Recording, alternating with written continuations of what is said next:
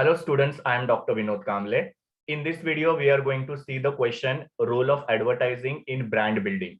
Now brand building का मतलब क्या होता है कि अपने ब्रांड की इमेज कस्टमर के माइंड में बिल्टअप करना या क्रिएट करना। क्योंकि जब कस्टमर के माइंड में किसी भी ब्रांड की इमेज क्रिएट की जाती है तो उसकी वजह से कस्टमर वो ब्रांड को रिकॉग्नाइज करते हैं या आइडेंटिफाई करते हैं और वो ब्रांड के लिए वो डिमांड करते हैं। इसके लिए आजकल मार्केटर जो है वो अपने ब्रांड की इमेज जो है कस्टमर के माइंड में बिल्टअप करते हैं। क्योंकि कंपटीशन इतनी ज्यादा है और इतने सारे वैरायटी ऑफ ब्रांड्स मार्केट में अवेलेबल है जिसकी वजह से कस्टमर जो है वो ब्रांड को याद नहीं रख पाते हैं। तो यहाँ पे हम लोग को वही देखना है कि एडवर्टाइजिंग किस तरीके से इंपॉर्टेंट रोल प्ले करता है किसी भी ब्रांड का इमेज जो है वो कस्टमर के माइंड में बिल्टअप करने के लिए। तो हम लोग अभी स्टार्ट करते हैं। पहला है क्रिएटिविटी इन एडवर्टाइजिंग। मतलब एडवर्टाइजिंग में क्रिएटिविटी होने की वजह से एक ब्रांड की इमेज क्रिएट करने में बहुत ज्यादा हेल्प होता है। तो हर एक एडवर्टाइजर जो है वो क्या करता है, क्रिएटिव एड बनाते हैं ताकि अपने ब्रांड की इमेज को कस्टमर के माइंड में बिल्टअप कर पाए। तो अलग अलग ब्रांड के बारे में आपको पता है, जैसे ये फेविक्विक का एडवर्टीजमेंट है या अमूल के एडवर्टीजमेंट्स आप लोगों ने टाइम्स ऑफ इंडिया में देखा होगा, या वोडाफोन का एडवर्टीजमेंट जिसमें जूजू ये कैरेक्टर दिखाया है, देन कैडबरी डेयरी मिल्क का ये एडवर्टीजमेंट। तो ये सारे एडवर्टीजमेंट अगर आप लोग देखोगे तो काफी क्रिएटिव एडवर्टीजमेंट्स है और ये एडवर्टीजमेंट के क्रिएटिविटी की वजह से कस्टमर जो है वो ये एडवर्टीजमेंट को याद रखते हैं और ये प्रोडक्ट्स को परचेस करते हैं। इसी के साथ साथ अगर आप लोग थोड़े से पुराने एडवर्टीजमेंट जिसके अंदर आप लोग हैप्पी डेंट का एडवर्टीजमेंट या 5 स्टार का जो रमेश और सुरेश का एडवर्टीजमेंट है, तो ये सारे एडवर्टीजमेंट में भी काफी ज्यादा क्रिएटिविटी है जिसकी वजह से लोग आज भी उन ब्रांड्स को याद रखते हैं और उन ब्रांड की डिमांड आज भी काफी ज्यादा है। सो एडवर्टीजमेंट में जो क्रिएटिविटी होती है उसके थ्रू एडवर्टाइजर जो है वो अपने ब्रांड की इमेज कस्टमर के माइंड में डेवलप कर सकते हैं।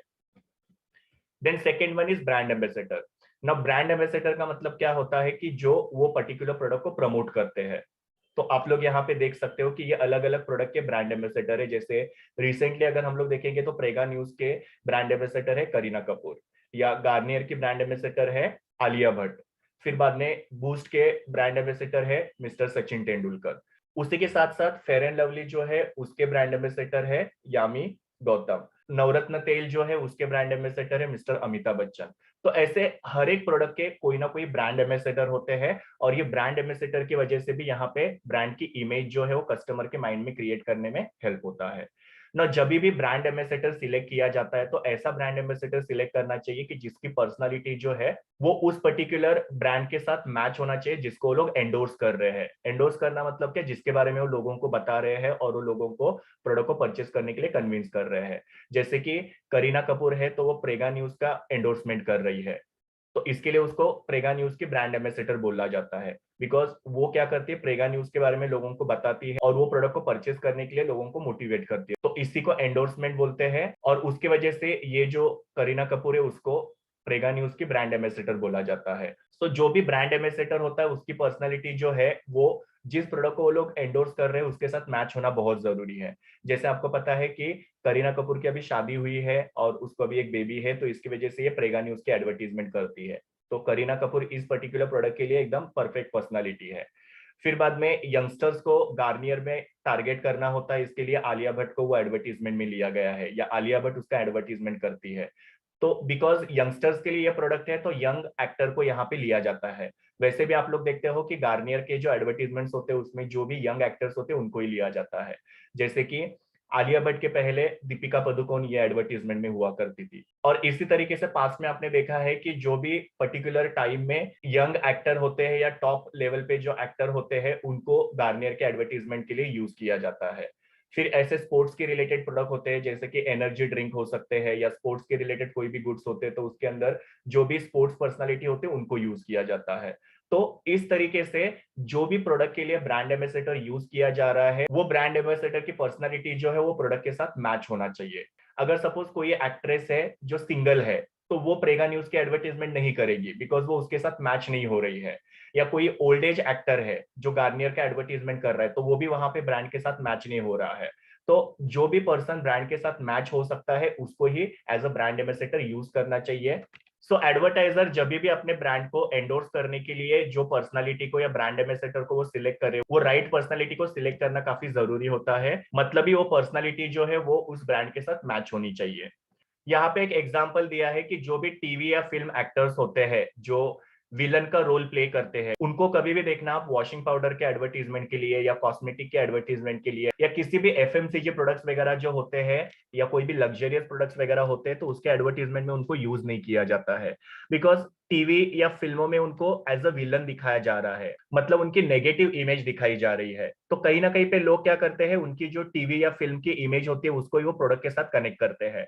तो अगर सपोज किसी कंपनी ने किसी विलन को अपने प्रोडक्ट के एंडोर्समेंट के लिए यूज किया, तो लोग क्या करेंगे, वो विलन की इमेज जो प्रोडक्ट के साथ कनेक्ट करेंगे और लोग वो प्रोडक्ट को परचेस करेंगे नहीं। इसके लिए विलन्स को कभी भी किसी भी एफएमसीजी प्रोडक्ट्स या लग्जरियस प्रोडक्ट्स के एडवर्टीजमेंट में नहीं लिया जाता है। तो इसके लिए मैंने आप लोगों को बोला कि जो भी ब्रांड एम्बेसडर या जो भी एंडोर्सर को प्रोडक्ट के एंडोर्समेंट के लिए यूज किया जाता है, उस ब्रांड एम्बेसडर की पर्सनालिटी जो है वो ब्रांड के साथ मैच होनी चाहिए। जैसे कि प्रेगा न्यूज में करीना कपूर को यूज किया है बिकॉज उसकी शादी हुई है और उसको अभी रिसेंटली एक बेबी हुआ है, तो इसके लिए वो इस पर्टिकुलर प्रोडक्ट के एंडोर्समेंट के लिए एकदम परफेक्ट फिट है। फिर आलिया भट्ट जो एकदम यंगस्टर है, तो यंगस्टर्स को टारगेट करने के लिए आलिया भट्ट जो है गार्नियर के एडवर्टीजमेंट में एकदम परफेक्ट पर्सनालिटी है। तो इस हिसाब से ब्रांड एम्बेसडर भी जो होते हैं वो ब्रांड बिल्डिंग करने में काफी हेल्प करते हैं। Then third one is media selection. Now advertisement के अलग अलग मीडिया होते हैं, जैसे TV, radio, newspaper, magazine, hoarding, posters, internet, social media. तो ये अलग अलग मीडियाज होते हैं जिसके थ्रू एडवर्टाइजर अपने प्रोडक्ट के एडवर्टीजमेंट्स करते हैं। तो आप किस तरीके का मीडिया यूज कर रहे हो उसके ऊपर भी ब्रांड बिल्डिंग डिपेंड करता है। सो जैसा मीडिया का क्वालिटी होगा वैसे ब्रांड का इमेज जो होता है वो लोगों के माइंड में क्रिएट होता है। जैसे कि आप लोग रेमंड का एग्जांपल ले लो कि रेमंड का एडवर्टीजमेंट जो होता है वो हमेशा बिजनेस मैगजीन में या हाई क्लास मैगजीन के अंदर दिखाया जाता है।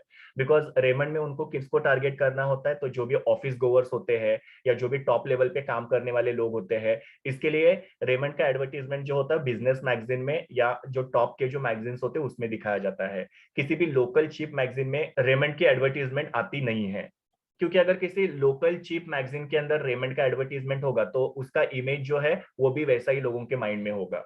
तो उनकी जो रीच इमेज है वो पूरी तरीके से डाउन हो जाएगी। तो इसके लिए रेमंड क्या करते हैं, अपने इमेज को मेंटेन रखने के लिए वो लोग बिजनेस मैगजीन्स को या टॉप क्लास के जो मैगजीन्स होते हैं उनको यूज करते हैं।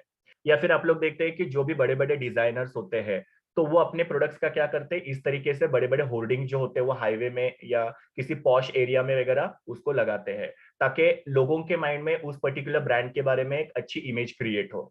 या फिर आप लोग टीवी पे एडवर्टीजमेंट करना चाहते हो, तो बड़े बड़े ब्रांड जो होते हैं जिनको अपनी इमेज क्रिएट करनी होती है, तो वो लोग देखो जो भी पॉपुलर चैनल्स है जैसे कि स्टार प्लस हो गया, कलर्स हो गए या जी वगैरह हो गए, तो ये चैनल्स के ऊपर वो लोग एडवर्टीजमेंट करते हैं। किसी भी लोकल चैनल के ऊपर अगर वो लोग एडवर्टीजमेंट करेंगे या अनपॉपुलर चैनल के ऊपर वो लोग एडवर्टीजमेंट करेंगे तो ज्यादा लोग उसको देखेंगे नहीं और उसका ब्रांड इमेज भी इतना बिल्टअप होता नहीं है। तो जितना बड़ा मीडिया आप लोग सिलेक्ट करोगे उतना आपका ब्रांड बिल्डिंग होने में हेल्प होगा। और डेफिनेटली बड़े मीडिया के लिए फिर उतना मार्केटर के पास पैसा भी होना जरूरी है।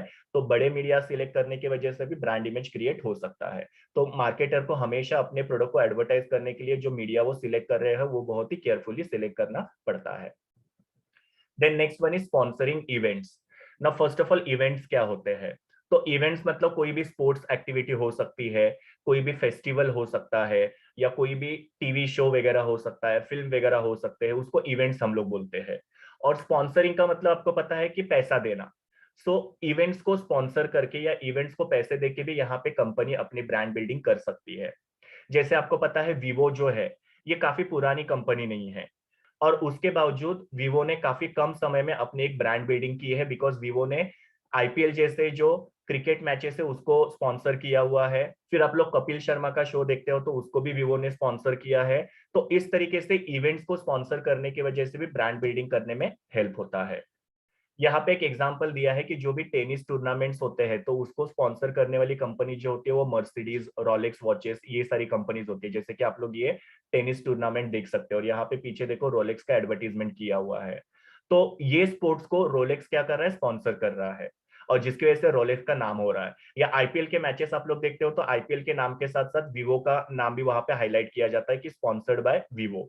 तो अल्टीमेटली क्या हो रहा है कि ये इवेंट को वीवो स्पॉन्सर कर रहा है या ये इवेंट के लिए वो पैसे दे रहे हैं, उसके बदले में ये इवेंट के अंदर इनका जो एडवर्टीजमेंट होता है वो किया जाता है। जैसे उनके बैनर्स वगैरह लगाए जा सकते हैं या बीच बीच में इनके एडवर्टीजमेंट्स वगैरह वहां पे आते रहते हैं।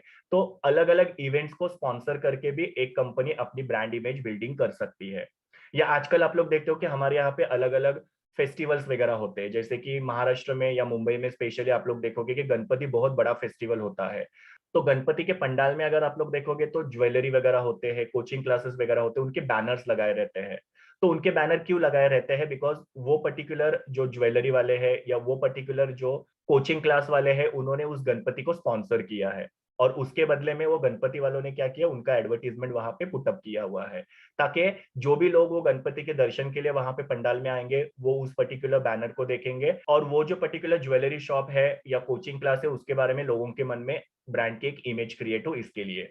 तो इस तरीके से अलग अलग स्पोर्ट्स के इवेंट, फेस्टिवल्स वगैरह या कोई भी टीवी शोज वगैरह, उसको स्पॉन्सरिंग करके भी कंपनी अपनी ब्रांड बिल्डिंग कर सकती है। फिर बाद में यहाँ पे और एक एग्जांपल देखो, मैराथन आजकल काफी ज्यादा पॉपुलर होते जा रहा है। काफी सारे लोग मैराथन के अंदर पार्टिसिपेट करते हैं, और काफी सारी बैंक वगैरह आप लोग देखोगे तो वो क्या करते हैं, मैराथन को स्पॉन्सर करते हैं। जैसे एचडीएफसी बैंक है, स्टैंडर्ड चार्टर्ड बैंक है। फिर आप लोग यहाँ पे एक मैराथन का फोटो देख रहे हो, इसके अंदर टाटा है, देन स्टार स्पोर्ट्स है, इन्होंने स्पॉन्सर किया हुआ है और उसके बदले में उनका एडवर्टीजमेंट यहाँ पे दिख रहा है। तो ये मैराथन को ये कंपनीज ने स्पॉन्सर किया है, जिसकी वजह से इनकी एडवर्टीजमेंट यहाँ पे दिखाई गई है, जिसकी वजह से इनकी ब्रांड बिल्डिंग होने में हेल्प हो रही है। तो इवेंट्स को स्पॉन्सर करके भी कंपनी अपनी ब्रांड बिल्डिंग कर सकती है। नेक्स्ट वन इज साइज और लेंथ ऑफ एड। मतलब आपके एडवर्टीजमेंट की कितनी साइज है, उसके ऊपर भी ब्रांड बिल्डिंग डिपेंड करता है। अगर सपोज किसी भी मैगजीन के अंदर ऐसे फुल पेज आप लोग एडवर्टीजमेंट करोगे, तो उसका एक अच्छा इंपैक्ट कस्टमर के माइंड में क्रिएट होता है। ऐसा छोटा सा कहीं पे आप लोग एडवर्टीजमेंट करोगे तो वो इतना ज्यादा इंपैक्ट क्रिएट नहीं करेगा। तो एडवर्टीजमेंट की साइज कितनी है, लेंथ कितनी है, वो भी ब्रांड बिल्डिंग में हेल्प करता है। लेकिन यहाँ पे कुछ ऐसे एक्सपर्ट्स है जो ये कहते हैं कि न्यूज़पेपर जो होता है उसके अंदर फुल पेज एडवर्टीजमेंट नहीं करना चाहिए, वो ज्यादा इफेक्टिव नहीं होता है। न्यूज़पेपर के अंदर हाफ पेज एडवर्टीजमेंट होता है तो वो ज्यादा इफेक्टिव होता है। तो अलग अलग लोगों का अलग अलग कहना होता है, तो वो डेफिनेटली एडवर्टाइजर का कॉल होगा कि उनको फुल पेज एडवर्टीजमेंट करना है या हाफ पेज एडवर्टीजमेंट करना है। फिर मैगजीन में जैसे मैंने आपको बताया कि अगर आप लोग मैगजीन में फुल पेज एडवर्टीजमेंट करोगे तो वो बेटर इंपैक्ट क्रिएट करता है। आप लोग मैगजीन में छोटा सा कहीं पे एडवर्टीजमेंट करोगे तो उतना ज्यादा इंपैक्ट क्रिएट करता नहीं है। तो आप लोग मैगजीन को अगर देखोगे तो ज्यादातर मैगजीन में एडवर्टीजमेंट जो होते हैं बड़े बड़े एडवर्टीजमेंट होते हैं। फिर बाद में आप लोग होर्डिंग्स लगा रहे हो, पोस्टर्स लगा रहे हो, तो जितना बड़ा आपका होर्डिंग होगा, जितना बड़ा आपका पोस्टर होगा, उतना ब्रांड बिल्डिंग करने में हेल्प होता है। बिकॉज बड़ी एडवर्टीजमेंट होगी तो लोगों का ध्यान उसके तरफ जल्दी अट्रैक्ट होता है। तो इस हिसाब से एडवर्टीजमेंट की साइज और लेंथ जो होती है वो भी ब्रांड बिल्डिंग करने में हेल्प करती है। और लास्ट वाला है humour in the ad. Humour का मतलब क्या होता है, थोड़ा सा हंसी मजाक या थोड़ा सा जोक्स वगैरह। तो एडवर्टीजमेंट में हंसी मजाक अगर होगा तो उसकी वजह से भी ब्रांड बिल्डिंग क्रिएट हो सकती है। लेकिन ये ह्यूमर जो है वो डिपेंड करता है कि कौन से प्रोडक्ट की आप लोग एडवर्टीजमेंट कर रहे हो। अगर सपोज आप लोग एफएमसीजी प्रोडक्ट का एडवर्टीजमेंट कर रहे हो तो उसके अंदर थोड़ा बहुत ह्यूमर दिखाओगे तो वो अच्छा रहेगा। लेकिन चीप ह्यूमर नहीं होना चाहिए, एकदम लो क्वालिटी का ह्यूमर नहीं होना चाहिए। तो एफएमसीजी प्रोडक्ट के अंदर थोड़ा बहुत ह्यूमर अच्छा रहता है। जैसे कि आप लोग ये फेविक्विक का एडवर्टीजमेंट जानते हो कि ये पर्सन जो होता है वो काफी टाइम से फिश कैचिंग करता है लेकिन उसको एक भी फिश नहीं मिलता है। लेकिन ये पर्सन जो है इसके पीछे से आता है और एक स्टिक के ऊपर फेविक्विक के 4 डॉट्स लगाता है और उसको पानी के अंदर डुबाता है और उसको 4 फिश मिल जाता है और वो फिश को लेके वहां से निकल जाता है और ये पर्सन एकदम सरप्राइज हो जाता है। तो ये क्या है, ह्यूमर है। पर ये ह्यूमर क्या है, अच्छे क्वालिटी का ह्यूमर है, बहुत ज्यादा चीपनेस उसके अंदर नहीं दिखाई गई है। फिर आप लोग 5 स्टार का एडवर्टीजमेंट देखते हो या फेविक्विक के दूसरे एडवर्टीजमेंट्स आप लोग देखते हो तो उसके अंदर एकदम अच्छा ह्यूमर दिखाया गया है, जिसकी वजह से भी वो पर्टिकुलर प्रोडक्ट जो उनकी इमेज बनने में हेल्प हो रही है। लेकिन जब भी आप लोग लग्जरियस प्रोडक्ट की एडवर्टीजमेंट करते हो, जैसे ये कार का एडवर्टीजमेंट हो गया या कोई परफ्यूम वगैरह है बड़े ब्रांड का, या बैग वगैरह होते हैं, कपड़े वगैरह होते हैं, तो ये जो लग्जरियस या हाई प्राइस प्रोडक्ट्स होते हैं उनके एडवर्टीजमेंट जब आप लोग करते हैं तो उसके अंदर ह्यूमर यूज नहीं करना चाहिए। बिकॉज ये प्रोडक्ट को परचेस करने वाले जो होते हैं वो अपर क्लास के होते हैं, और बहुत ज्यादा इसके अंदर अगर ह्यूमर को यूज किया तो उसकी वजह से वो प्रोडक्ट की इमेज जो है वो खराब हो सकती है। तो डिपेंड कि आप लोग किस टाइप का प्रोडक्ट जो है उसके एडवर्टीजमेंट कर रहे हो उसके ऊपर ह्यूमर डिपेंड करता है। एफएमसीजी प्रोडक्ट होगा तो उसमें हल्का फुल्का और अच्छे क्वालिटी का ह्यूमर यूज करना अच्छा है। लेकिन लग्जरियस प्रोडक्ट्स होंगे तो उसके अंदर ह्यूमर नहीं यूज करेंगे तो अच्छा होता है। तो ये ह्यूमर भी जो होता है ब्रांड बिल्डिंग करने में हेल्प करता है। तो इस हिसाब से हमने देखा कि एडवर्टीजमेंट किस तरीके से ब्रांड बिल्डिंग करने में हेल्प करता है। तो इस कंपटीशन में अगर टिके रहना है तो एडवर्टीजमेंट में ये सब चीजों को ध्यान में रखना चाहिए, जिसकी वजह से एक मार्केटर को ब्रांड बिल्डिंग करने में हेल्प हो सकता है। ये मेरे यूआरएल है जहां से मैंने इमेजेस लिए हैं। Thank you students, please do like, share, comment and subscribe to my YouTube channel and also recommend my channel to your friends. We will meet in the next video.